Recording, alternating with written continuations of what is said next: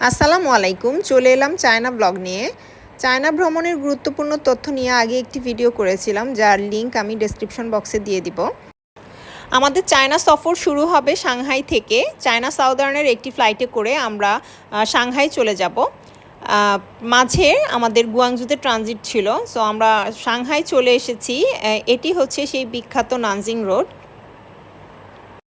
Nanjing road হচ্ছে একটি প্যাডেস্ট্রিয়ান street. এখানে বড় বড় ব্র্যান্ড শপ থেকে শুরু করে বিভিন্ন ধরনের দোকান রয়েছে। সাংহাইয়ের মোস্ট হ্যাপেনিং প্লেসগুলোর মধ্যে একটি হচ্ছে এই নানজিং রোড।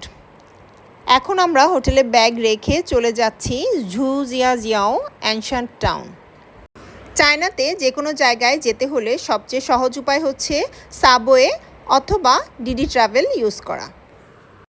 আমরা চলে এসেছি আমাদের গন্তব্যে। চলুন তাহলে ঘুরে দেখি।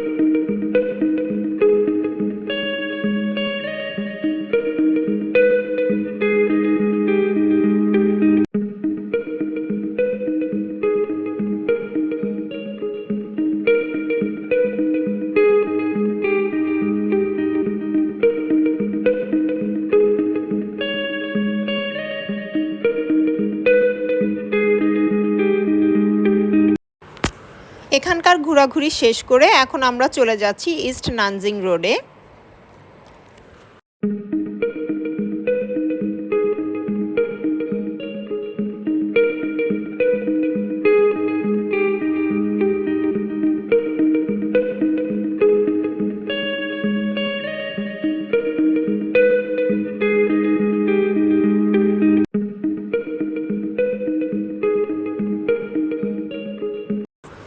এরপর আমরা হাঁটতে হাঁটতে চলে এলাম দ্য বান্ড এরিয়াতে।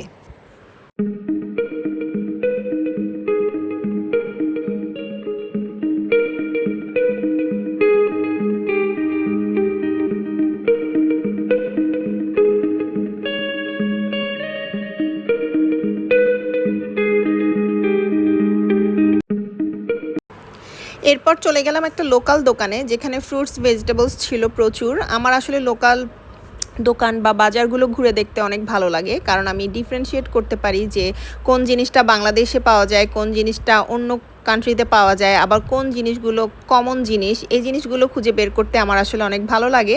সো আমরা এই দোকানটা ঘুরে দেখছিলাম এবং প্রাইস আমরা কম্পেয়ার করছিলাম যে এখানে কোনটার প্রাইস কত এবং বাংলাদেশে কত। আরেকটা জিনিস, চায়নার মানুষজন সিডস নাটস এগুলো খেতে অনেক পছন্দ করে। এটা একটা মেশিন যেখানে হচ্ছে সিডস ভাজা হচ্ছে এবং ভেজে ভেজে সেগুলো পাশে রাখা হচ্ছে এবং এখান থেকে যে যার ইচ্ছা মতো কিনে নিতে পারে। রাতে খাওয়া দাওয়া শেষ করে আমরা হোটেলে চলে এলাম। এই হোটেলটি আমরা agoda.com থেকে বুকিং করেছিলাম। পরদিন সকালে ঘুম থেকে উঠে মেট্রো করে আমরা চলে এলাম ওরিয়েন্ট পার্ল টিভি টাওয়ার দেখার জন্য। এই টাওয়ারটিতে 11টি স্পিয়ার রয়েছে এবং এখানে একটি রিভলভিং রেস্টুরেন্টও আছে। ওরিয়েন্ট পার্ল টিভি টাওয়ারের অবজারভেশন ডেক থেকে পুরো সাংহাইয়ের 360 ভিউ দেখা সম্ভব। তবে আমরা যেহেতু সাংহাই টাওয়ারে উঠব, সেই জন্য আমরা আর ওরিয়েন্ট পার্ল টিভি টাওয়ারের অবজারভেশন ডেকে যাইনি। এখন আমরা চলে এসেছি সাংহাই টাওয়ারে। সাংহাই টাওয়ার হচ্ছে ওয়ার্ল্ডের সেকেন্ড টলেস্ট বিল্ডিং। ফার্স্ট হচ্ছে বুর্জ খলিফা দুবাই।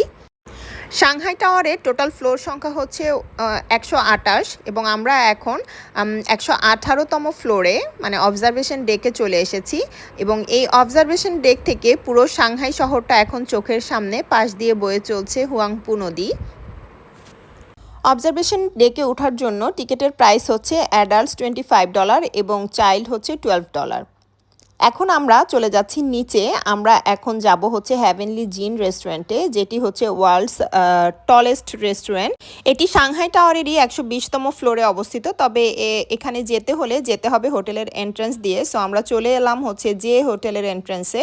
এখন আমরা যাব হ্যাভেনলি জিন রেস্টুরেন্টে। রেস্টুরেন্টে যেতে হলে যে হোটেলের রিসেপশন থেকে টেবিল বুক করে যেতে হয়।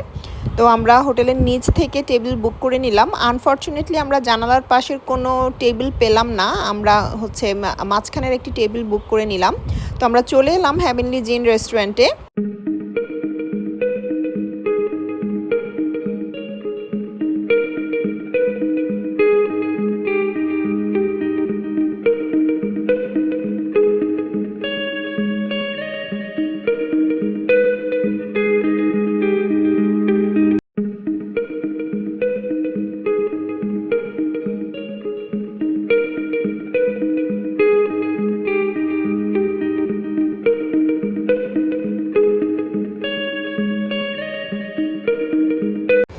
যেহেতু হালাল হারামের একটা ইস্যু ছিল, সো আমরা তেমন কিছু খেতে পারলাম না। নুডলস, স্যুপ এই টাইপের জিনিসগুলো প্রেফার করলাম।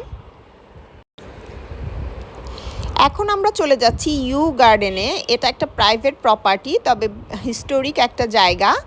আনফরচুনেটলি ইউ গার্ডেন আজকে বন্ধ ছিল, তাদের মেইনটেনেন্সের জন্য বন্ধ ছিল। সো ইউ গার্ডেনে আমরা ঢুকতে পারিনি। বাট আপনারা যদি ইউ গার্ডেনে যেতে চান তাহলে আপনাদেরকে $5.5 দিতে হবে ফর অ্যাডাল্টস, আর ফর চাইল্ড এটা হচ্ছে $2.8।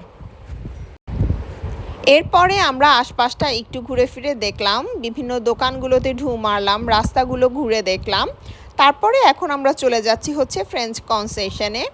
ফ্রেঞ্চ কনসেশন হচ্ছে সাংহাইয়ের মোস্ট চার্মিং প্লেস, যেখানে ইউরোপিয়ান স্টাইলের সব বাড়িঘর, এখানে বিভিন্ন বুটিক ক্যাফে আছে, আর্ট গ্যালারি আছে। সো এই জায়গাটা একটা বিকাল কাটানোর জন্য যথেষ্ট।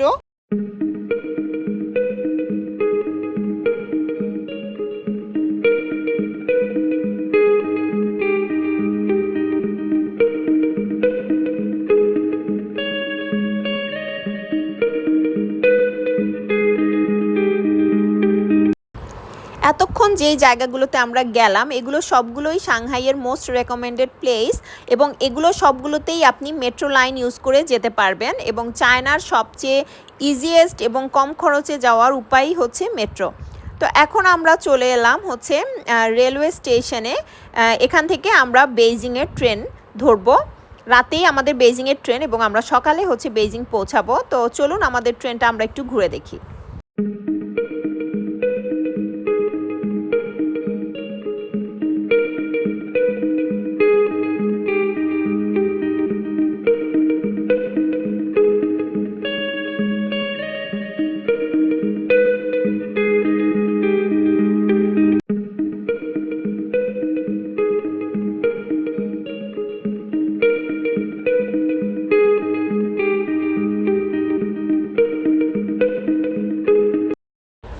সকাল হয়ে গিয়েছে, আমরাও বেইজিংয়ে চলে এসেছি। বেইজিংয়ে এখন প্রচণ্ড ঠান্ডা, -8°C। আমরা রেলওয়ে স্টেশনে নেমেই বুঝতে পারলাম যে কি হাড় কাঁপানো ঠান্ডা এখানে। তো বেইজিং পার্ট নিয়ে আবারও হাজির হব ইনশাল্লাহ। সবাই ভালো থাকবেন, সুস্থ থাকবেন, আল্লাহ হাফেজ।